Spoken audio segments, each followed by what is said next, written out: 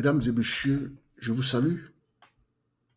Aujourd'hui, je veux revenir sur une prise de parole forte, dense, chargée d'émotions, de symboles et de calculs politiques. Le discours du président élu Issa Turma Bakari en hommage à M. Anissé Kane de regretter mémoire.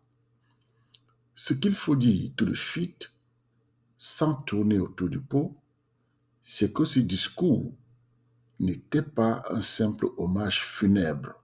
Non, non, non. C'était beaucoup plus que cela.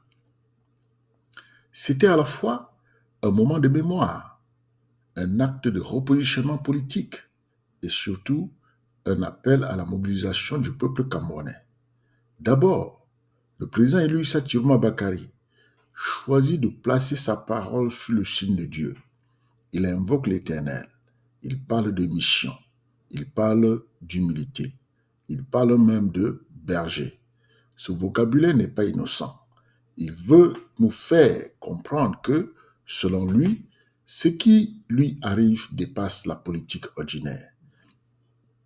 Il ne se présente pas seulement comme un acteur politique. Il se présente comme un homme investi d'une responsabilité presque sacrée. Et c'est là que son discours devient stratégique. Pourquoi? Parce que le président Issa Turma Bakari sait très bien qu'il traîne un passé lourd.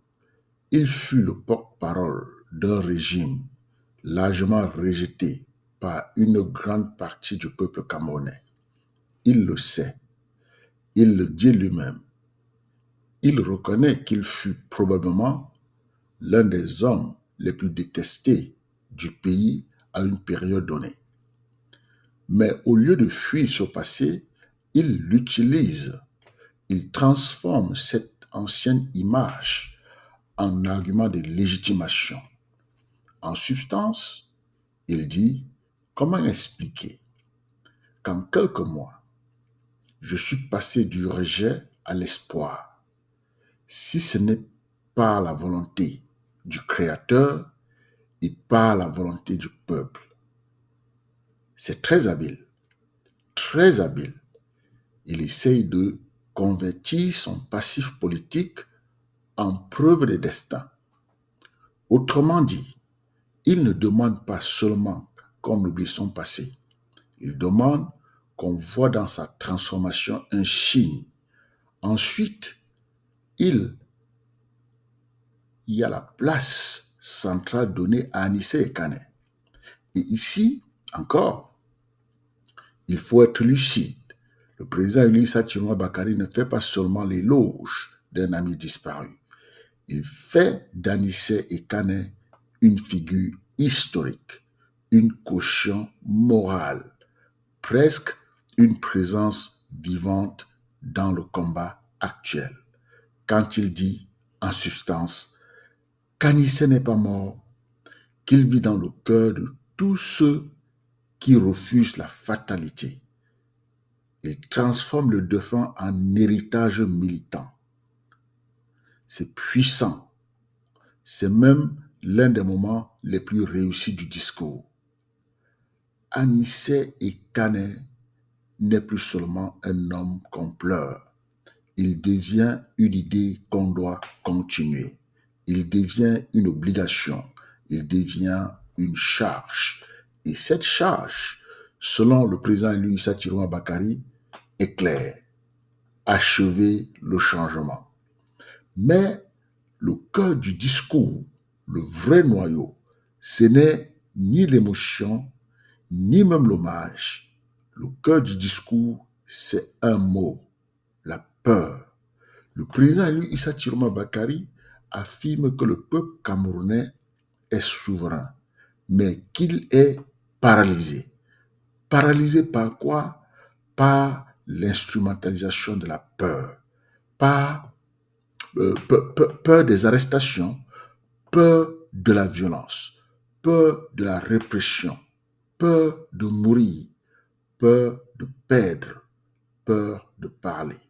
Et là, il dit quelque chose de très fort. Le pire ennemi du peuple camerounais n'est pas seulement à l'extérieur, il est aussi à l'intérieur, dans les cœurs, dans les esprits, dans cette peur devenue habitude nationale. C'est pour cela qu'il parle presque d'un exorcisme de la peur. Et franchement, sur le plan rhétorique, c'est redoutable. Parce qu'avec cette formule, il mélange le spirituel, le psychologique et le politique. Il ne dit pas seulement qu'il faut battre un régime, il dit qu'il faut d'abord libérer l'âme collective. C'est une manière de placer la bataille avant d'être institutionnelle. Elle devient morale. Avant d'être électorale, elle devient intérieure. Et il faut reconnaître, c'est une lecture sérieuse de la crise camerounaise. Car un peuple peut être majoritaire, avoir raison, même voter massivement, et malgré cela, rester bloqué s'il n'est enfermé dans la peur. Voilà le diagnostic du président Louisa Chiroma Bakary.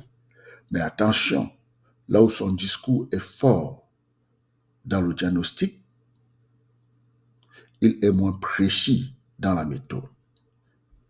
Il parle d'organisation, il parle d'union sacrée, il parle de mobilisation, il parle de responsabilité populaire, il parle du rôle de la diaspora.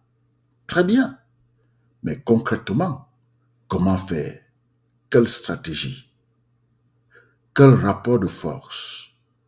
Quelle méthode d'action? Quel calendrier? Quel mécanisme de protection des populations? Sur ce terrain-là, le discours reste encore large, symbolique, inspirant, mais pas totalement opérationnel.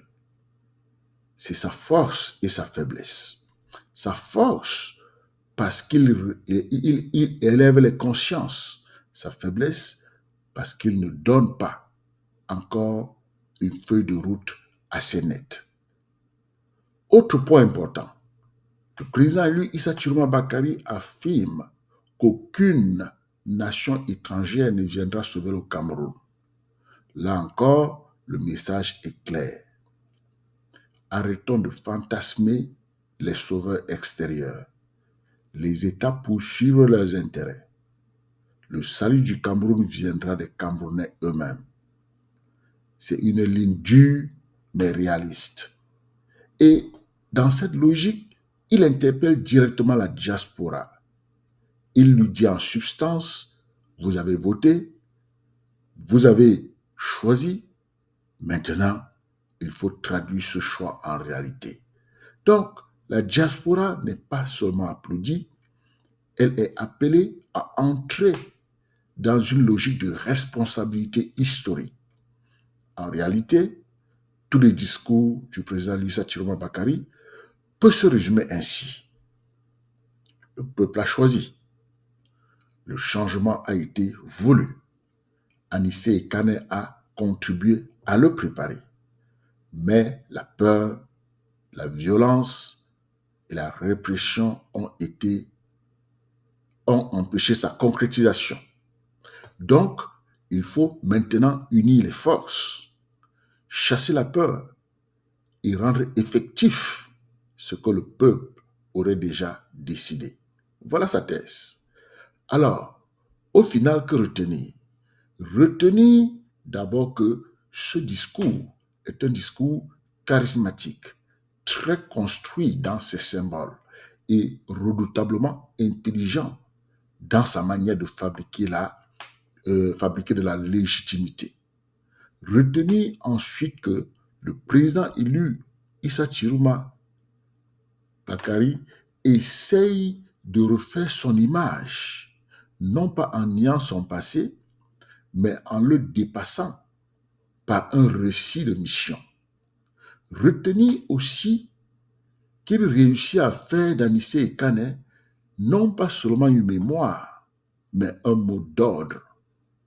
Et retenir enfin que sa grande bataille narrative aujourd'hui, c'est celle-ci. Convaincre les Camerounais que leur principal verrou n'est pas seulement le régime, mais la peur que ce régime a installée dans leur tête. C'est là que son discours frappe. C'est là qu'il interpelle. C'est là aussi qu'il oblige chacun à se poser une question simple, brutale, incontournable. Un peuple qui a peur peut-il vraiment être libre? Un peuple qui a peur peut-il vraiment être libre? Ici s'achève mon analyse. Je vous remercie pour votre écoute. Je suis Nestor Nana, promoteur de Nestor Nana l'humaniste.